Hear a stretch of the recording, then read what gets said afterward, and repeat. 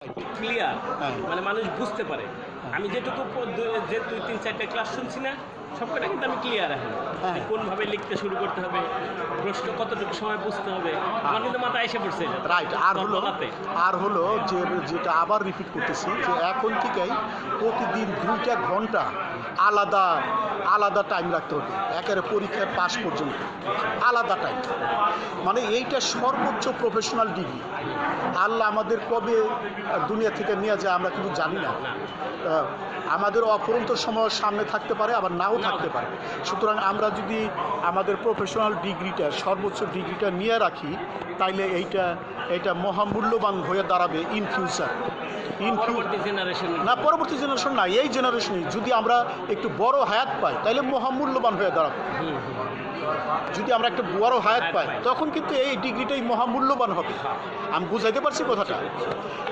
আর আরেকটা কথা হলো যে তুমি কি বই কিনছো? শামীম সর্দারে। আর আরেকটা কইছিলাম শেখ মোহাম্মদ আজাদের পুরাণ বইটা, তোমার কার্ডের পিছিয়ে লিখে নাও, শেখ মোহাম্মদ আজাদের পুরাণ বইটা। আর কোনো বই কিনে না, আর ভালো হয়েছে। ওটা সহজ না, ওটা সহজ না, ইংরেজি বাংলা সবভাবে। আর ওটা সহজ কিনা, শব্দার্থ পর্যন্ত দেওয়া আছে, ওয়ার্ড মিনিং পর্যন্ত দেওয়া আছে। এই আর কি। তুমি শামীম সর্দার বইটা হলো তুমি ফাউন্ডেশন মনে করো, ওইটাকে বেজ ধরবা, ওইটাকে বেজ ধরে তুমি পড়াশোনা করো, তুমি মাত্র 3টা প্রশ্ন মুখস্থ করবা।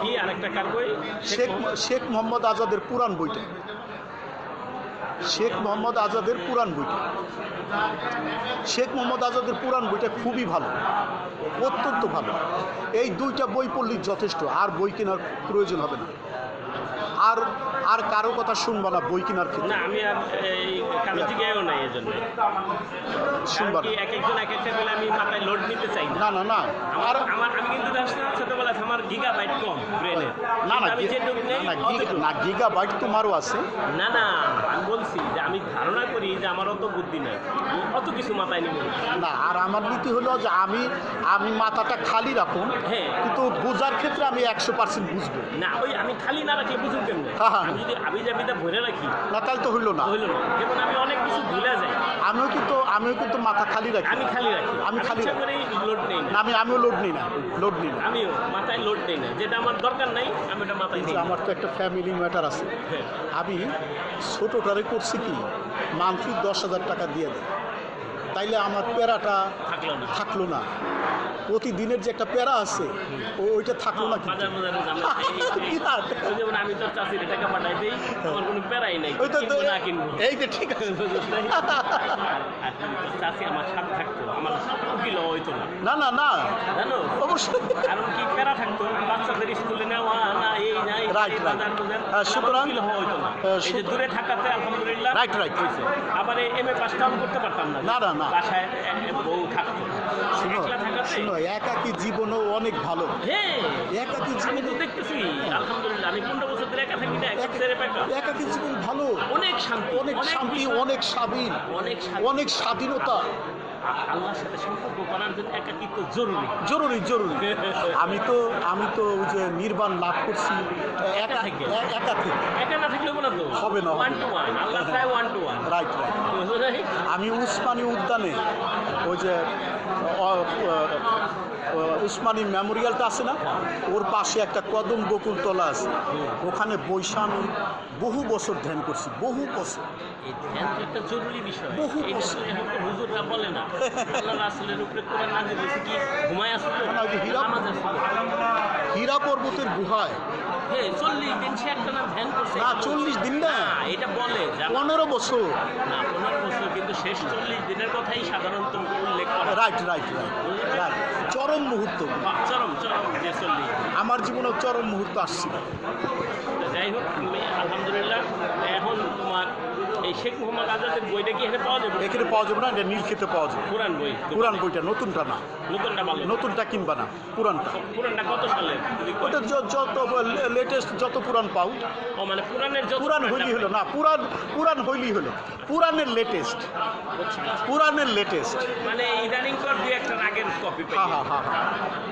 হ্যাঁ। গেল এটা কিনলাম। আর কি আরেকটা হলো প্রাথমিক হলো একটা প্রশ্ন বোঝার জন্য 5 মিনিটের বেশি সময় পাবা না, তাও কিন্তু 6টা প্রশ্ন বুঝতে 30 মিনিট লাগে যায়, 3 ঘন্টা থেকে 2.5 ঘন্টা গেল। হ্যাঁ, অনেকে প্রশ্ন বুঝতেই 1 ঘন্টা লাগাই দেয়, তাহলে যদি 1 ঘন্টা যদি প্রশ্ন বুঝতে লাগাই দেয় তাইলে সে পাশ করবে কেমনি, লিখবো কেমন? সে লিখবে কেমনি?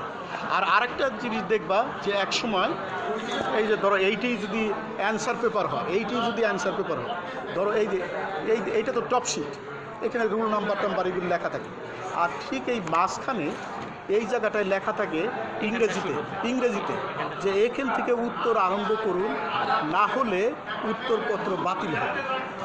কিন্তু অনেক লয়ার করছে কি, এই যে এখানটা লেখে নাই না, এখানেও লেখে নাই, মানে কেমন অবস্থা, তারপরের পৃষ্ঠা থেকে লিখছে, তাহলে এরা কি পাশ করবে? বাতিল, কারণ উত্তরপত্রের বিধিমালা তুমি মানলে না, উত্তরপত্রের যে বিধিমালা রুলস রেগুলেশনস তুমি মানলে না, যার ফলে খাতা না দেখেই বাতিল করবে। এভাবে অনেক বাতিল হয়েছে। আর এইটা কেন করবে? আমাকে তো কিন্তু লিখতে বলছে, এখানে 2 লাইন হলো যদি লেখার জায়গা থাকে লিখতে হবে। এইটা গেল। আরেকটা ব্যাপার হলো যে একটা প্রশ্ন লেখার জন্য সর্বমোট 1 ঘন্টা সময় পাওয়া যায়, সর্বমোট 1 ঘন্টার সময় পাওয়া যায়। ক্লিয়ার হলো কথাটা? এখন কিন্তু তুমি 1 ঘন্টার সময় পাবা না, তুমি প্রশ্নটা লেখার জন্য 45 মিনিট টাইম পাবা। বিভিন্নভাবে সময় যায়। খাতা বাস করবে, ও ভালো কথা, হাইকোর্ট পারমিশন পরীক্ষায় খাতা বাস করবে না, খাতা বাস করা মানে রুল কতটুকু করব আমার একটা আইডিয়া না, হয়তো ওরকম, কিন্তু এরকম বাস করবে না, বাতিল না, এরকম করবাই না। তুমি যখন বাসায় অনেকগুলি মডেল টেস্ট দিবা তখন আর মাপ হয়ে যায়, বাস করা লাগে না। প্রথম মনে হয় যে বাস করি, কিন্তু বাস করা লাগে না। হ্যাঁ, এই আর কি, এই চোখ আর এই আঙ্গুলটাই কিন্তু স্কেল, চোখ আর আঙ্গুল। আমি যদি এখানটা ধরি তাহলে এইভাবে লেখা যাবে না, স্কেল লাগবে। বোঝা গেল কথাটা? আমি যদি এখানটা আঙ্গুলটা ধরি তাহলে স্কেল লাগবে, এই আর কি বিষয়টা। আর প্রতি পৃষ্ঠায় মিনিমাম 18 লাইন লিখতে হবে, মিনিমাম 18। অনেকে ওই যে অনেক কম লেখে, অনেক বেশি লেখে, ফাঁক করে অনেক কম লাইন লেখে, তা না, স্ট্যান্ডার্ড মিনিমাম 18 লাইন লেখা লাগবে। আর এটা গেল যে 45 মিনিট তুমি কিভাবে ভাগ করবে একটা প্রশ্ন লেখার জন্য, যে সেটা হলো দেখবা একটা প্রশ্নের মধ্যে আবার একটা বড় প্রশ্ন, একটা ছোট প্রশ্ন থাকে। সেক্ষেত্রে বড় প্রশ্নটা লেখার জন্য 30 মিনিট, আর ছোট প্রশ্নটা লেখার জন্য তুমি 15 মিনিট রাখবে। ঠিক আছে, একের ভাগ করে এই যে কাটা, এই যে একটা কাটাওয়ালা ঘড়ি সামনে রাখবে পরীক্ষার হলে। আর প্লাস হলো বাসায় মডেল টেস্ট দিবা প্রচুর, নাহলে কিন্তু তুমি টাইম অনুযায়ী লেখা পারবা না, প্রচুর মানে যে করতে হবে, প্রচুর মডেল টেস্ট দিতে হবে, নাহলে তুমি লেখা পারবা না, কভার করা পারবা না। তাহলে একটা প্রশ্ন, বড় প্রশ্ন 30 মিনিট, আর ছোট প্রশ্ন। আবার কোনো বছর কপাল খারাপ হলে, আমি ওইভাবেই বলতেছি, আইসা পড়লো, কোনো বছর যদি কপাল খারাপ হয় 2টা প্রশ্নই বড় দিয়ে দেয় একটা প্রশ্নের মধ্যে, সেক্ষেত্রে তুমি ওই প্রশ্নটা লেখার জন্য 30 মিনিট করে 1 ঘন্টাই নিবা। তার মানে তোমার অন্য প্রশ্ন থেকে সময় তোমার আনতে হবে। 2টা প্রশ্নই যদি বড় হয় তাহলে একটা প্রশ্ন 30 মিনিট করেই লিখবা, ঠিক আছে? 30 মিনিট করে লিখবা, এবং এই যে তখন 1 ঘন্টা হলো একটা প্রশ্ন লেখার জন্য। তো আমরা তো বলতেছি যে 1 ঘন্টা তুমি সময় পাবো না, কিন্তু এই প্রশ্নের জন্য 1 ঘন্টা লাগবেই, বোঝাই যাচ্ছে যে এটা বড় প্রশ্ন লাগবেই। যে তখন অন্য প্রশ্ন থেকে 2, 4, 5 মিনিট করে সময় এখানে আনতে হবে, ঠিক আছে? আর আমি বলছিলাম, আমি সবাইরে বলি আমার কাছে যারা আসে, যে এত প্রশ্ন পড়ার দরকার নেই, 3টা গ্রুপ থেকে 3টা প্রশ্ন একটা ভালো গাইড থেকে বুঝে মুখস্থ করবা। আগে প্রশ্নটা বুঝবা, আর তারপরে ওই ড্রাফটটাও বুঝবা, বাংলা ড্রাফটটাও বুঝবা, বাংলাটা বুঝে এরপরে তুমি বাসায় প্রচুর মডেল টেস্টগুলো প্রচুর। এখন আমি কেন 3টে পড়তে বলি, প্রশ্ন একটু ঘোরায় থাকবে, ওই ঘোরানো অনুযায়ী ওই যে তুমি যে মুখস্থ করছো ওই মুখস্থর মধ্যে কতটুকু চেঞ্জ, কোন জায়গাটায় চেঞ্জ করা লাগবে, ওই জায়গাটা খালি চেঞ্জ করে দিলেই তাহলে তো হয়ে গেল। তুমি প্রশ্ন একটা হাতে নিবা, প্রশ্নের মধ্যে তুমি দেখতেছো যে আমি তো সিভিল আপিল মুখস্থ করছি, কারণ প্রশ্নের মধ্যে আমি যে মুখস্থ করছি একটু ঘুরায় আসছে, তাহলে সব তো আর ঘুরায় আসে না, সিভিল আপিলই তো এটা, বিষয়টা ভিন্ন থাকে, ছোটোখাটো ঘুরায় আসে বিষয়টা বা ছোটোখাটো কিছু যে ঘোরানো থাকতে পারে, ওই জায়গায় তুমি ওই ঘোরানোর জায়গায় ওই জায়গায় চেঞ্জ করে দিলে তো তোমার হয়ে গেল। তাহলে তোমার 50টা ড্রাফট মুখস্থ করার দরকার আছে? দরকার নাই, কিন্তু 50টা ড্রাফট মুখস্থ করার দরকার আছে? তাহলে 3টে ড্রাফট মুখস্থ করলেই তো হয়। আমি বুঝাইতে পারলাম? আমি একেবারে শর্টকাট প্রসেস বললাম। একটা সিভিল আপিলের বড় ড্রাফট, তুমি এখন 3টা যে মুখস্থ করবা ড্রাফট, সেইটা কোন ড্রাফটটা মুখস্থ করবা ওইটা বলে দেবে, সেটা বড় ধরনের ড্রাফট, বড় ধরনের। সেটা কেমন? সিভিল আপিলের বড় ধরনের ড্রাফট কোনটা হতে পারে? মূল সিভিল আপিল হতে পারে, তারপরে স্টে অ্যাপ্লিকেশন হতে পারে। তাহলে তুমি সিভিল আপিল পড়বা হলো মূল ড্রাফটটা এবং স্টে আপিলটা, এই যে একটা হয়ে গেল। স্টে আপিল না আসে ভালো কথা, স্টে আপিল আসলে দিলে গেল সিভিল। আর সিভিল রিভিশনে তুমি মূল সিভিল রিভিশন একটা মুখস্থ করলে, তারপর সিভিল রিভিশনে আসে ইনজাংশন পিটিশন আসে, ওই ড্রাফটটা মুখস্থ করলে ঠিক আছে। আর ঠিক ক্রিমিনাল আপিল একটা মুখস্থ করবো, আর ওই বেল পিটিশন একটা মুখস্থ করবো, মোট কথা বড় ড্রাফটটা মুখস্থ করবে, তারপর ওখান থেকে তুমি কাটসাট করবে, সেট করা যাবে, খুব ভালোভাবে সেট করা যাবে। আমি কি পরামর্শ দিলাম বলি বুঝছো তুমি? কেউ তোমাকে এই পরামর্শ দিবে না, এটা তার মাথায় থাকতেই হতো। এই 50টা ড্রাফট মুখস্থ করার টাইমও নাই, আর পারবেও না। তোমার খালি জানতে হবে যে কোশ্চেন অনুযায়ী কোন জায়গাটায় সবটা চেঞ্জ করা লাগবে না, বারবার বলতেছি, কিছু কিছু জায়গায় চেঞ্জ করা লাগবে, ওই জায়গাটায় খালি চেঞ্জ করে দিবা। আমি সিভিল আপিলে 37টা গ্রাউন্ড দিছিলাম, আর অন্যান্য লয়াররা 4-5টা করে গ্রাউন্ড দিচ্ছে। আমার টাইম আছে, আমি 37টা গ্রাউন্ড দিচ্ছি। কীভাবে তা জানো? কোনো বইতে কিন্তু নাই, সব বইতেই 500 টাকা করে আছে, দেখো তুমি। কিন্তু আমি 37টা কীভাবে দিছিলাম? আমি ওই যে ক্রিমিনাল আপিলের একটা গ্রাউন্ড সামান্য চেঞ্জ করে সিভিল আপিলে দিছি, সামান্য চেঞ্জ করে, হুবহু না। আবার সিভিল রিভিশনের একটা গ্রাউন্ড সিভিল আপিলের মতো একটু চেঞ্জ করে আমি ওখানে অ্যাড করছি। হ্যাঁ, এতটুকু চেঞ্জ করলেই এখানে দেওয়া যায়। রিটের একটা গ্রাউন্ড হুবহু দিলে তো রিট হয়ে যাবে, আমি সামান্য একটু চেঞ্জ করে সিভিল আপিলে দিছি। আবার লাস্টে লিখে দিছি 37 নাম্বারটা, লাস্টে লিখে দিছি for that other grounds will be urged at the time of hearing by the senior appointed advocate। বলছি যে অন্যান্য বক্তব্য, এত কিছু দেওয়ার পরও বলছি যে আরও অন্যান্য বক্তব্য নিযুক্ত বিজ্ঞ আইনজীবী সাহেব শুনানিকালে উপস্থাপন করিবেন, বিজ্ঞ আদালতে উপস্থাপন করিবেন। তাহলে কোনো কিছু আর বাকি রইল? আমি যখন পরীক্ষার হল থেকে বাইরে বললাম, দোস্ত আমার পরীক্ষা তো ভালো হয়েছে, আমি সিভিল আপিলে 37টা গ্রাউন্ড দিছি, আমার আশেপাশের লয়াররা বারবার উঠছে আমার হাত লইয়া, কি গল্প মারো?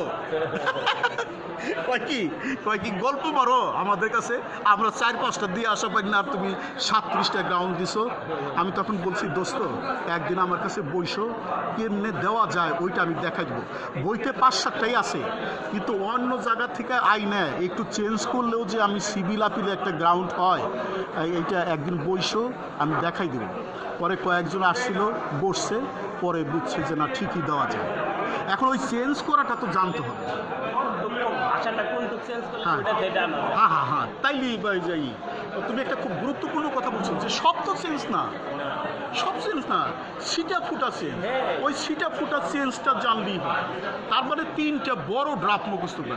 রিড ড্রাফট কোনটা মুখস্থ করবা? খালি রিড না, যেটার মধ্যে ইনজাংশন দেওয়া থাকে। তুমি রিড করলে কিন্তু তোমার বিল্ডিং, ওয়ারির বিল্ডিং ভাঙ্গে ফেলাইতেছে কোনো কারণে দুর্মোস পার্টি ভাঙ্গে ফেলাইতেছে, বুলডেজার সামনে আনছে। তুমি তো দৌড় দেয় সে হাইকোর্টে রিট করলেই তুমি রেমেডি পাবা না, তোমাকে একটা ইনজাংশন অর্ডার নিয়ে যেতে হবে, তাইলে সেটা ওরা বাঙ্গা ফিরবো। শুনানি হবো তো 3 মাস পরে, এতদিন বাইঙ্গের মাটির সাথে মিশাই দিব ইনজাংশন অর্ডারটা না নিলে। এই জন্য ইনজাংশন অর্ডারটা জরুরি রিটের সাথে। তাহলে বড় বড় রিটটা হয়ে গেল। এখন যদি কোনো বছর ইনজাংশন আসে দিবা, না আসলে না দিবা, অথবা ওখান থেকেও তুমি মূল রিটে অনেক কিছু নিতে পারবা, অনেক কিছু নিতে পারবা, অনেক কিছু নিতে পারবা। এই 3টেই পরে 3টা বড় বড় যে ড্রাফট করবা, ছোট না, 3টেই থাকবে। 3টার মার্ক কত? 3টার মাত্র 25, রিটে একটু বেশি থাকে। 12 পাইলেই পাস, 12 পাইলেই পাস। তারপরে আমাকে ভাইবে বোর্ডের চেয়ারম্যান বলছিল যে আপনি তো রিটেনে অনেক ভালো করছেন। আমি খুব আস্থার সাথে বলতে পারি যে আমার ব্যাচে আমার মতো মনে হয় 2-1 ছেলে মেয়ে পড়াশোনা করছে। আমি এত পড়াশোনা করছি, আমি বাজারে সব গাইড কিনছিলাম এবং 2001 থেকে হাইকোর্ট পারমিশন পরীক্ষায় সব প্রশ্ন আমি বুঝে মুখস্থ করছি, একটাও বাদ না। মানে যেটা আসবো সেইটি আমি দিব ওইভাবে। যা একবারই গুলি লাগাইতে হবে, বারবার আমি গুলি লাগাইতে পারবো। আমি আমার মনে হয় সুপার গাইড দিয়ে দিলাম, সুপার গাইড। তোমাকে কেউ বলবে না যে 3টা প্রশ্ন পড়ো, 3টা ড্রাফট মুখস্থ করো। তুমি বুঝে শামীম সর্দার 3টা বড় বড় ড্রাফট মুখস্থ করবা, বুঝে শব্দার্থ সহ, বাংলা অর্থ সহ বুঝে প্রশ্ন বুঝে তুমি। এখন তোমার কাজ দিলাম, এই এক সপ্তাহে 3টা ড্রাফট আমার মুখস্থ করে দেবো। আমি তোমাকে ধরুন 5-এর বাচ্চাদের মতো। আচ্ছা এই ড্রাফটটা তুমি মুখস্থ বলো, আমি তোমার ধরুন, বুঝছো? আমি আরেকটা জিনিস ভাবি কি বলি যে তুমি তোমার মেধায় বড় হবা, আমি আমার মেধায় বড় হব না, আর এটা হওয়া উচিত না। আর এইটাকে আসলে বেসিক্যালি হওয়াও যায় না, আর বেসিক্যালি হওয়া যায় না, বরঞ্চ তোমার সহযোগিতা আজকে এখানে তুমি আর আমি বসতে পারতেছি। আমি যদি আজকে উকিল না হইতে পারতাম, এই যে সময়টুকু আমরা দিতে পারতাম। আর কত মহামূল্যবান আলোচনা করলাম এই হাইকোর্ট পারমিশন পাশের ব্যাপার না, কিন্তু এইটুকু পর্যন্ত আসতে হয়েছে না, তোমার সাথে আমি তোমার কাছে কিছু নেওয়ার চিন্তা করতে পারতেছি। রাইট। যদি আমি উকিল না হইতাম আজকে তোমার কাছে এই মেধা নেওয়ার কোনো যোগ্যতা আমার তো থাকতো না। তারপরে এই কথাগুলো তো তুমি যে তোমার অন্য পরিচিত লয়ারদের তো শেয়ার করা লাগবে। তোমার কাছে তো পরামর্শ চাইতে পারে না যে আমি হাইকোর্ট পারমিশন পরীক্ষা দিব, আপনি তো পাস করছেন, আপনি যে পাস করছেন আমাকে একটু পরামর্শ দেন না। আমার সাথে তো আরেকজন পরীক্ষা দেবো, আমি তোমার কথা বলছি। আমি তোমার ভিডিওটা ওরা দেখাইলাম যে একসাথে বই শহর চেম্বারে, তো অনেক সুন্দর পড়ায়। তো আমি তো অসুবিধা নেই, আমার ছোটোবেলার বন্ধু, একসাথে রয়েছি, আমরা ওর কাছে সরাসরিও কইরা সুবিধা নিতে পারবো। এই তো এই আর কি না, কিন্তু কি গুরুত্বপূর্ণ আলোচনা করলাম। আর কি যে প্রশ্ন করো না, এই প্রাথমিক অবস্থাটাই আমি আগে গাইডে মাথায় নেই। হ্যাঁ, বুঝো নাই? আমি ওই